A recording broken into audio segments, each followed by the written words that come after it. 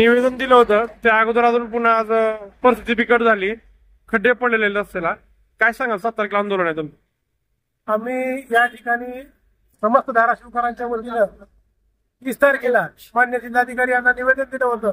बार्शी बोरफा रस्ता जो शहरातून जातो, जो राजमाता जिजाऊ चौक, छत्रपती शिवाजी महाराज चौक ते सांजा, हा रस्ता असताना त्या रस्त्याला अत्यंत खड्डे मोठे पडलेले आहेत. मागच्या वर्षी त्या खड्ड्यामध्ये पडून एका तरुणाचं निधन झालं होतं, परंतु प्रशासनाला कुठलीही जाग आली नाही. परंतु काल परवा दिवशी आम्ही बघितलं, भारतीय जनता पार्टीचे काही पदाधिकारी यांनी नवीन टेक्नॉलॉजी काढली की डांबरीकरणाचा रस्ता असताना त्या ठिकाणी खड्डे पडले होते, त्या ठिकाणी मुरुम टाकला. परंतु ते आज मुरुम बघा तुम्ही, पाऊस पडला फक्त 15 मिनिट तर त्या मुरुमाचा अक्षरशः चिखल झालाय आणि त्या खड्ड्यात टाकलेला मुरुम पूर्ण निघून गेलेला आहे आणि या ठिकाणी अक्षरशः तळ साचलं होतं. आम्ही प्रशासनाला वारंवार सांगितलंय की या कामाचं उद्घाटन 9 महिन्यापूर्वी भाजप आमदार राणा पाटील यांनी केलं होतं, परंतु अद्याप देखील शहरामध्ये काम चालू झालेलं नाही.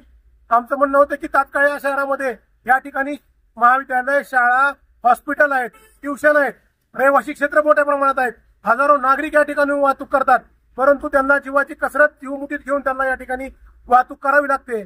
आम्ही या माध्यमातून तुमच्या सर्व पत्रकार माध्यमाच्या बांधवाच्या माध्यमातून समस्त धाराशिवकरांना आवाहन करतो की येणाऱ्या 7 तारखेला म्हणजे परवा दिवशी 7 ऑगस्ट वार गुरुवार सकाळी 11 वाजता आरपी कॉलेज समोर या रस्त्याचं काम तात्काळ व्हावं यासाठी रास्ता रोको आंदोलन करण्यात येणार आहे.